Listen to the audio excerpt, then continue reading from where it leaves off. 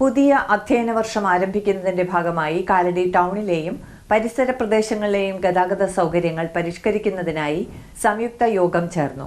ഗ്രാമപഞ്ചായത്തിന്റെ നേതൃത്വത്തിൽ നടന്ന യോഗത്തിൽ ജനപ്രതിനിധികൾ, വിവിധ വകുപ്പുകളിലെ സർക്കാർ ഉദ്യോഗസ്ഥർ, ബസ് ഉടമകൾ, മർച്ചന്റ്സ് അസോസിയേഷൻ ഭാരവാഹികൾ തുടങ്ങിയവർ പങ്കെടുത്തു. പുതിയ അധ്യയന വർഷം ആരംഭിക്കുന്നതിന്റെ ഭാഗമായി കാലടി ടൗണിലെയും പരിസര പ്രദേശങ്ങളിലെയും ഗതാഗത സൗകര്യങ്ങൾ പരിഷ്കരിക്കുന്നതിനായി സംയുക്ത യോഗം ചേർന്നു. ഈ വാഹനപ്പെരുപ്പത്തിൽ നിന്നും അതുപോലെ തന്നെ മഴയുടെ ശല്യത്തിൽ നിന്നും രക്ഷപ്പെടുത്തി അവർക്കും സമാധാനപരമായി ഈ സ്കൂളുകളിൽ നിന്ന് വന്നു പോകുവാനും ബസ് കയറുവാനും വേണ്ടിയിട്ടുള്ള സംവിധാനങ്ങൾ ഉണ്ടാകണം. തടയാൻ കർശനമായ നടപടികൾ നിങ്ങളുടെ ഭാഗത്തു നിന്നുണ്ടാകണം. അതുപോലെ നിന്ന് എക്സൈസുകാരും കൂടി വിളിക്കുന്നതായിരുന്നു. നമ്മൾ ട്രാഫിക് ബന്ധപ്പെട്ടാണ് ഇന്ന് വിളിച്ചിരിക്കുന്നത്. എന്നിരുന്നാലും സ്കൂൾ തുറക്കുമ്പോൾ കുട്ടികളുടെ സുരക്ഷയ്ക്ക് ആവശ്യമായ എല്ലാ നടപടികളും സ്വീകരിക്കാൻ നിങ്ങളുടെ ഭാഗത്തു നിന്ന് എല്ലാവിധ സഹകരണങ്ങളും ഉണ്ടാകും. ബസ് അസോസിയേഷൻ്റെ ഭാഗത്തു നിന്ന് അപ്പം അവരുടെ ഒരു ലെറ്റർ ഇവിടെ കിട്ടിയിട്ടുണ്ട്. നമ്മളത് നോക്കി അതിന് വേണ്ട തീരുമാനങ്ങൾ നമ്മൾ അറിയിക്കാം. എല്ലാം കൂടി ചർച്ച ചെയ്ത് അറിയിക്കുന്നതായിരിക്കും.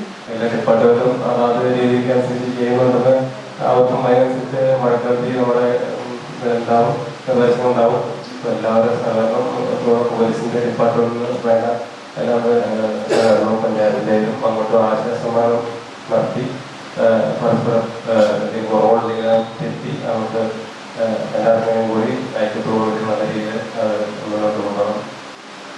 ബന്ധപ്പെട്ട 1-2 പോലീസ് ഉദ്യോഗസ്ഥന്മാർ ഈ ബസ് സ്റ്റാൻഡുമായി കേന്ദ്രീകരിച്ച് ഇവിടെ നിൽക്കുകയാണെങ്കിൽ റൈറ്റ് ആൻഡ് ലെഫ്റ്റ് വണ്ടികൾ, ആ വണ്ടികളിലേക്ക് കുട്ടികൾ ഓടിക്കയറാനും മഴയുടെ ബുദ്ധിമുട്ട് മനസ്സിലാക്കിക്കൊണ്ട് അവരെ നിയന്ത്രിച്ച് നിർത്തുക എന്നുള്ളത് ബുദ്ധിമുട്ടാണ്. എങ്കിലും ആ കുട്ടികൾക്ക് വളരെ കൊച്ചു കുട്ടികളാണ്. അവർക്ക് സമാധാനപരമായിട്ട് ബസ്സുകളിൽ കയറി ഇറങ്ങി പോകാമെന്ന ഒരു സാഹചര്യം 1-2 പോലീസ് ഉദ്യോഗസ്ഥന്മാർ ആ ബസ് സ്റ്റാൻഡുമായിട്ട് കേന്ദ്രീകരിച്ചുകൊണ്ട് ഞാനിപ്പോൾ പറഞ്ഞ സ്കൂൾ ടൈമിൽ അവിടെ ഉണ്ടെങ്കിൽ വളരെ നന്നായിരിക്കും. ഗ്രാമപഞ്ചായത്തിന്റെ നേതൃത്വത്തിൽ നടന്ന യോഗത്തിൽ ജനപ്രതിനിധികൾ, വിവിധ വകുപ്പുകളിലെ സർക്കാർ ഉദ്യോഗസ്ഥർ, ബസ് ഉടമകൾ, മർച്ചന്റ്സ് അസോസിയേഷൻ ഭാരവാഹികൾ തുടങ്ങിയവർ പങ്കെടുത്തു. മറ്റൊരു 2 ഹോം ഗാർഡിനെയാണ് നിയമിച്ചിരിക്കുന്നത്. 3 ഹോം ഗാർഡ് പ്ലസ് ഒരാളും കൂടെ ഉണ്ട് എങ്കിൽ ഒരാളെ ശങ്കരയുടെ എൻട്രൻസിലും മറ്റൊരാളെ KTDCയുടെ എൻട്രൻസിലും ഒരാളെ സെൻട്രലും വെച്ച് കഴിഞ്ഞാൽ മറ്റൂരിലെ ബ്ലോക്ക് നമുക്ക് കൺട്രോൾ ചെയ്യാൻ പറ്റും. മെയ് 20 പശുവിനിക്ക് ശിരോതി സ്കൂൾ ഗ്രൗണ്ടിൽ ഹാജരാക്കുകയും പരിശോധിച്ച് ഫിറ്റ്നസ് കൊടുത്തിട്ടുള്ളതാണ്. പിന്നെ വണ്ടികളുടെ ഡ്രൈവർമാർക്കും ആയമാർക്കും അന്ന് തന്നെ ബോധവൽക്കരണ ക്ലാസ് നൽകിയിട്ടുണ്ട്. പിന്നെ സ്കൂൾ തുറക്കുന്ന സമയത്ത് ഡിപ്പാർട്ട്മെൻറ്റിന് പെട്രോളിംഗ് ഉണ്ടായിരിക്കുന്നതായിരിക്കും. ഓവർ സ്പീഡുള്ള പറഞ്ഞ പോലെ ഓവർ സ്പീഡുള്ള വാഹനങ്ങളെ കണ്ടുപിടിച്ച് ഫൈൻ ഉണ്ടാകും. പിന്നെ കാലടിയിലെ പഴയ മാർക്കറ്റിന്റെ സ്ഥിതി ഇന്ന് ഒന്ന് പോയി നോക്കിക്കഴിഞ്ഞാൽ അവിടെ വണ്ടി പാർക്ക് ചെയ്യാൻ പറ്റുമോ എന്നുള്ളതൊന്ന് ശ്രദ്ധിച്ചാൽ നല്ലത്. അതിൻ്റെ അകത്തേക്ക് കയറാൻ പോലും സാധിക്കുന്നില്ല. അതായത് അത്രയ്ക്ക് സ്മെല്ലാണ് അവിടെ. അത് വേസ്റ്റ് ഞാൻ പല കമ്മിറ്റികളിൽ ഇതിലൂടെ സൂചിപ്പിച്ചാണ്. അത് വേസ്റ്റ് ഇടാൻ പാടില്ലാത്ത രീതിയിലുള്ള സംവിധാനം അവിടെ നടത്താറില്ല. വേസ്റ്റ് അവിടെ നിന്ന് മാറ്റാതെ തയ്യാറാവില്ല. ഇപ്പൊ വേസ്റ്റിന്റെ കൂമ്പാരമാണ് അവിടെ. അതൊന്ന് ശ്രദ്ധിച്ചാൽ നല്ലത്. അപ്പൊ നമ്മൾ കേൾക്കുമ്പോൾ കൃത്യമായിട്ടുള്ള ഇടപെടൽ നടത്തിയാലാണ് ആക്സിഡന്റുകൾ ഒഴിവാകുന്നത്. അതൊന്ന്. പിന്നെ മറ്റൊന്ന് എന്ന് വെച്ചിട്ടുണ്ടെങ്കിൽ സൈൻ ബോർഡുകൾ വെച്ചാൽ PW റോഡിൽ സൈൻ ബോർഡ് വെച്ചാൽ കൃത്യമായിട്ടുള്ള സ്ഥലത്താണ്. കൃത്യമായിട്ടുള്ള സൈൻ ബോർഡുകൾ കൃത്യമായ സ്ഥലത്ത് വച്ചില്ലെങ്കിൽ അപകടം ഇനിയും കൂടും. ഓരോ ദിവസം ആക്സിഡന്റ് ആണ്. പിന്നെ രണ്ടാമത്തെ ഒരു കാര്യം എന്ന് പറഞ്ഞിട്ടുണ്ടെങ്കിൽ നമ്മുടെ ഈ വാഹനങ്ങൾ ബാങ്ക് ടൈമിൽ വാഹനങ്ങൾ ഇപ്പോഴും ഓടുന്നുണ്ട്. ഇനിയിപ്പോൾ സ്കൂൾ തുറക്കാണ്. സ്കൂൾ തുറക്കുമ്പോൾ ബാങ്ക് ടൈമുകളുണ്ട്. ആ ബാങ്ക് ടൈമുകളിൽ ഓടാൻ കഴിയുന്ന വാഹനങ്ങൾ നിരത്തിലിറക്കാൻ ഒരു രീതിയിൽ മോട്ടോർ വെഹിക്കിൾ ഉദ്യോഗസ്ഥരോ മറ്റു ഉദ്യോഗസ്ഥരോ അത് അങ്ങനെ ഇറങ്ങുന്നുണ്ടെങ്കിൽ അവർ കൃത്യമായിട്ട് തടയുകയും കൃത്യമായിട്ടുള്ള ഫൈൻ ചെയ്യുകയും. എനിക്ക് പറയാനുള്ളത് ശ്രീശങ്കര കോളേജിലേക്ക് പോകുന്ന വഴിയുള്ള ആ കോളേജിൽ ശ്രീശങ്കര കോളേജ് ചാർജ് വണ്ടികളെല്ലാം 2 നേരം അതിൽ പോകുന്നു. അത് ഭയങ്കര ബ്ലോക്കാണ്. അത് വേറെ ഏതെങ്കിലും വഴിക്ക് തിരിച്ചുവിടാണെങ്കിൽ ഇവിടുത്തെ ബ്ലോക്ക് തിരിയും. അതുപോലെ തന്നെ സ്കൂട്ടറുകളെല്ലാം ഇങ്ങനെ ആ സൈഡിൽ പാർക്ക് ചെയ്യുന്നത് മൂലം വളരെ ബുദ്ധിമുട്ടാണ്. സ്കൂൾ തുറക്കുന്നതോടെ റോഡുകളിലുണ്ടാകാൻ സാധ്യതയുള്ള തിരക്ക് നിയന്ത്രിക്കുന്നതിനും വിദ്യാർത്ഥികളുടെയും പൊതുജനങ്ങളുടെയും സുരക്ഷ ഉറപ്പാക്കുന്നതിനുമായി വിപുലമായ ക്രമീകരണങ്ങളാണ് യോഗത്തിൽ ചർച്ച ചെയ്തത്. ഒരു സൈഡിൽ കൂടെ വന്ന് അപ്പുറത്തെ സൈഡിൽ കൂടെ മലയാറ്റൂരിൽ വരുമ്പോൾ വണ്ടി വരാറുണ്ട്. മേക്കാരി പറഞ്ഞു അവിടെ ഭയങ്കര അപകടമാണ് ഇപ്പോൾ പറഞ്ഞത്. ബസ് സ്റ്റോപ്പുകൾ, ഓട്ടോറിക്ഷ സ്റ്റാൻഡുകൾ അതൊക്കെ ആർട്ടിയെ കൊണ്ട് അംഗീകരിച്ച് തന്നെ മുമ്പോട്ട് പോയിട്ടുള്ളതാണ്. ആ എടുത്തിട്ടുള്ള തീരുമാനങ്ങൾ കൃത്യമായി നടപ്പാക്കപ്പെടുന്നുണ്ടോ എന്നുള്ളതാണ് ഒരു പ്രശ്നം. മറ്റൊന്ന് നമ്മൾ അംഗീകരിക്കുന്ന അനധികൃത പാർക്കിംഗ് ആണ്. ഇപ്പോ ജോലിക്ക് പോകുന്ന പല ആളുകളും പാർക്കിങ്ങിനായി ഉപയോഗിക്കുന്നത് ഇപ്പോൾ ആശ്രമം റോഡാണ്. ഇനിയിപ്പോൾ സ്കൂൾ സീസണായി കഴിഞ്ഞാൽ ഒട്ടേറെ വാഹനങ്ങൾ സ്കൂളുകളിലേക്കും മറ്റും പോകുന്ന വാഹനങ്ങൾ അതിലൂടെ തന്നെയാണ് പോകുന്നത്. അപ്പൊ രാവിലെ മുതൽ ആ റോഡിന് ഇരുവശവും പാർക്ക് ചെയ്ത് ആളുകൾ ജോലിക്ക് പോകും. ജോലി കഴിഞ്ഞ് തിരിച്ചു വരുന്ന സ്ഥിതിയാണുള്ളത്. അപ്പൊ അതുകൊണ്ട് അടിയന്തരമായി അതൊരു പാർക്കിംഗ് ഏരിയ ആയി ഇപ്പോൾ ആളുകൾ മാറ്റിയിട്ടുള്ളത്. സ്കൂൾ വരെയെങ്കിലും, സ്കൂൾ വരെ എന്ന് പറഞ്ഞു കഴിഞ്ഞാൽ 2 വഴിക്ക് വരാം. KSCBയുടെ അവിടെ നിന്നും വരാം, ഇവിടെ നിന്നും വരാം. അപ്പൊ അവിടെ അങ്ങനെ പാർക്കിംഗ് അനുവദിക്കേണ്ടതുണ്ടോ എന്നുള്ളതാണ് എന്റെ സംശയം. അത് അനുവദിച്ചാൽ സ്കൂൾ കുട്ടികൾക്ക് ഒരു തടസ്സമായി വരുന്ന സാഹചര്യവും. ആരാണ് തടസ്സം? അത് നമ്മൾ പരിശോധിക്കുക. ആ തടസ്സം നിൽക്കുന്നവരെ കാര്യങ്ങൾ പറഞ്ഞ് മനസ്സിലാക്കിക്കൊണ്ട് ചെയ്യുന്ന കാര്യങ്ങൾ ചെയ്യണം. ചിലപ്പോൾ ചില കാര്യങ്ങൾ ചെയ്യുമ്പോൾ ഞങ്ങൾക്ക് ബുദ്ധിമുട്ടുണ്ടാവും, ചില കാര്യങ്ങൾ ചെയ്യുമ്പോൾ മർച്ചന്റിന് ബുദ്ധിമുട്ടുണ്ടാവും, ചില കാര്യങ്ങൾ ചെയ്യുമ്പോൾ റെസിഡന്റ് അസോസിയേഷന് ബുദ്ധിമുട്ടുണ്ടാവും. എല്ലാവരും തൃപ്തിപ്പെടുത്തിക്കൊണ്ട് നമുക്ക് ഇന്നൊരു കാര്യം ചെയ്യാൻ പറ്റില്ല. അതിനുള്ള സൗകര്യം നമ്മുടെ കാലിന് ടൗണിലേക്ക്.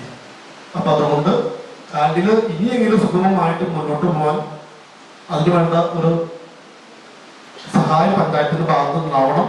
ഈ കാലിന്റെ പാലത്തിന്റെ അവസ്ഥ എന്താണ്? അത് PWD അല്ല, ടാലയാണ് പാലം. ബ്രിഡ്ജസാണ് അതിന്റെ ഉത്തരവാദിത്വം. ബ്രിഡ്ജസിനാണ് പാലത്തുമ്പോൾ തൊടാനുള്ള അധികാരമുള്ളൂ. നിരന്തരം ബന്ധപ്പെട്ട് ഞങ്ങളാണ് ഏറ്റവും കൂടുതൽ അവർക്ക് ശരിക്കാതിരിക്കുന്നത്. പാലം അറിയാൻ വേണ്ടി ചെയ്യും.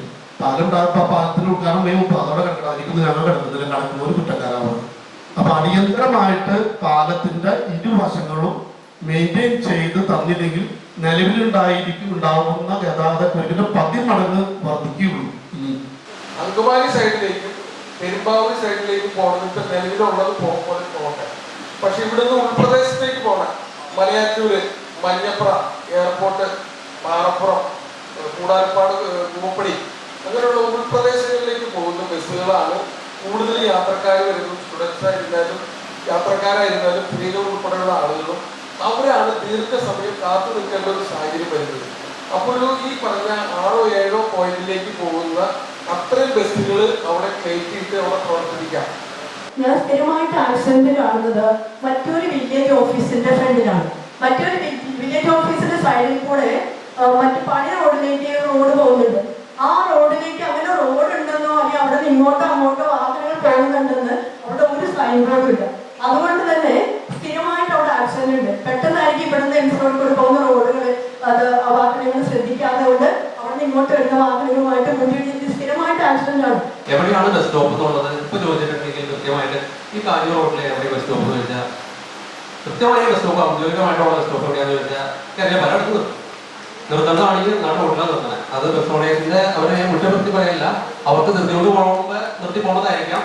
അവർക്ക് വേണ്ട സൗകര്യങ്ങൾ നമ്മൾ ചെയ്തു കൊടുക്കണം. പിന്നെ ഏറ്റവും പ്രധാനപ്പെട്ട ഒരു കാര്യം തന്നെയാണ് അവർ പറഞ്ഞത്, നമ്മൾ MC റോഡ് ഫ്രീ ആയിട്ട് ബസ്സുകൾ സ്മൂത്തായിട്ട് പോകാനുള്ള സംവിധാനം ഉണ്ട്.